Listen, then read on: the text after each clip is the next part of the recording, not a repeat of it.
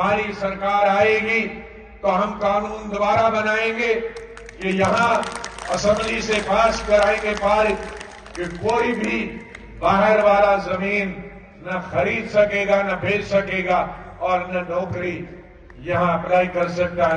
مل کے ہمارے کشمیری بھائیوں کے ساتھ تو ہمارے گجر بھائی نے ان کا مقابلہ کیا اور ملیٹنسی میں بھی ان کی ڈبل مار پڑتی تھی کیونکہ ہمارے سیکورٹی والے بھی دیکھ کر داڑھی اور پگڑی وہ بھی انہیں کو پکڑتے تھے اور ملیٹنٹ بھی انہیں کو پکڑتے تھے.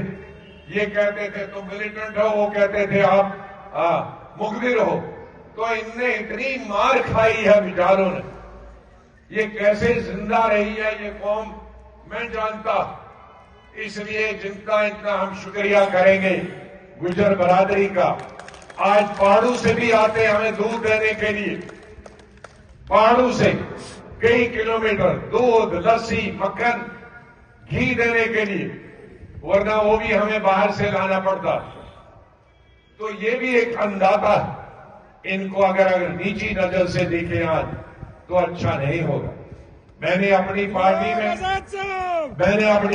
میں چودھری صاحب کیسا ہو چیف براؤن کا نمبر آزاد صاحب کا نمبر صاحب جناب غلام نبی آزاد صاحب جناب غلام نبی آزاد صاحب ڈی پی اے پی چیف منسٹر کیسا ہو آزاد صاحب پیسے لے کر ووٹ دیتے ہیں. جموں کشمیر کے بکروال پیسے پر بک جاتے ہیں. میں بتانا چاہتا ہوں یہاں سے, ارے یہ گجر وہ ہیں رکھتا ہوں اور مجھے فخر ہے کہ میں گجر برادری سے تعلق رکھتا ہوں. بڑے بڑے ٹرانسپورٹر باہر سے آگے ہیں, سارے پروگرام ہائی جیک کر لیے ہیں اور کی ضرورت ہے, وقت کی پکار ہے. جناب غلام نبی آزاد صاحب ایک بے داغ لیڈر ہیں, ایک سچائی کا بیڑا اٹھایا ہے. آزاد صاحب آگے بڑھو. فائدہ یہ کہنا بھی غلط ہوگا کہ کشمیر کو فائدہ تھا جموں کو فائدہ نہیں. جو فائدہ کشمیر کو تھا وہی فائدہ جموں کو بھی تھا, وہی ہندو کو بھی تھا, وہی مسلمانوں کو. آج ریت ہماری توی کی یہاں سے باہر جاتی ہے تو یہ اگر اسٹیٹ ہوڈ ہوتی تو نہیں جاتی. آج ہماری کھدانیں باہر والے لوگ دیتے ہیں, اسٹیٹ ہوڈ ہوتی تو اسٹیٹ سے باہر. آج ہمارے ملازم باہر سے آتے ہیں, اسٹیٹ ہوڈ ہوتی تو وہ نہیں ہوتی.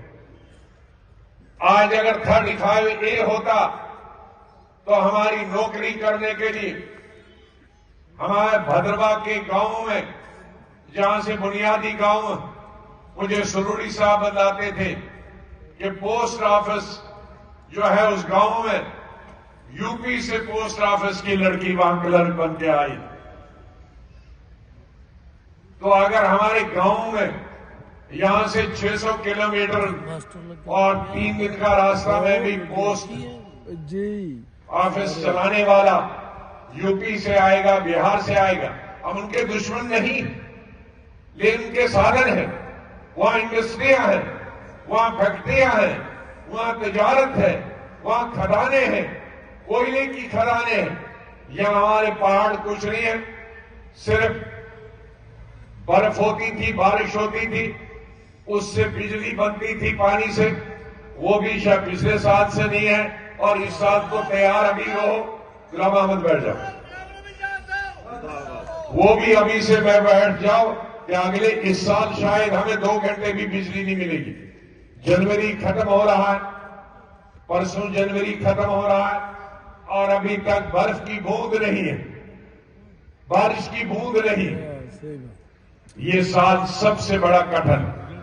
برف ہوتی تھی, پانی ہوتا تھا, بجلی پیدا ہوتی تھی, 90% بجلی پورے دیش کو جاتی تھی, ہمیں 10% ملتے تھے. اب وہ بھی محروم رہیں گے. تو یہ پہاڑ ہمارے تھے جس میں صرف ہم کو اتنا ہی فائدہ ملتا تھا کہ ان کی وجہ سے برف پگھلتی تھی اور پانی ہمیں ملتا تھا پینے کا, کھیتی کا, بجلی بنانے کا. وہ بھی اوپر والے نے وہ بھی 370 انہوں نے برف والا سفر ان کے پاس تھا وہ بھی انہوں نے بند کر دیا. تو ایسی مصیبت اس لیے ہم نے جو جدوجہد کی وہ جدوجہد کی وجہ سے سرکار نے تبھی مانا تھا جب میں لیڈر اپوزیشن تھا کہ ہم اسٹیٹ ہوڈ واپس کریں گے. اسٹیٹ ہوڈ تو واپس ہوگی لیکن 35A پارلیمنٹ نے جو پاس کیا وہ ودھان سبھا بھی کر سکتی ہے. بہت سارے راجیوں نے ریاستوں نے ان کی اسٹیٹ میں کوئی نوکری نہ خریدے کوئی کرے اور زمین کوئی نہ خریدے انہوں نے قانون بنایا. ہماری سرکار آئے گی تو ہم قانون دوبارہ بنائیں گے کہ یہاں اسمبلی سے پاس کرائیں گے پارٹ کہ کوئی بھی باہر والا زمین نہ خرید سکے گا نہ بیچ سکے گا اور نہ نوکری یہاں اپلائی کر سکتا ہے نوکری نہیں کر سکتا. کیونکہ ہم نے جیسے میں نے کہا کہ ہماری کوئی کوئلے کی کھدانیں نہیں ہے, ہماری کوئی ریل بنانے کی فیکٹری نہیں ہے جس میں 50,000 مزدور کام کریں. ہماری تو یہ سانبا کٹھوا میں فیکٹریاں ہیں 4 آدمی 5 آدمی کام کرنے والے, ان سے ہمارا گزارا نہیں ہوتا ہے, ہمارے مزدوروں کا گزارا نہیں ہوتا, ہمارے نوجوانوں کی نوکری کا گزارا نہیں ہوتا. تیسری بڑی چیز ہم نے کر دی ہے ٹورزم. میں نے اپنے وقت میں 22 ٹورزم اتھارٹیز بنائی تھی. جہاں جہاں بھی ٹورزم اتھارٹی بنی وہاں ابھی ہوٹل کا کام بھی چل رہا ہے, لوگوں کو تھوڑا تجارت بھی مل رہا ہے.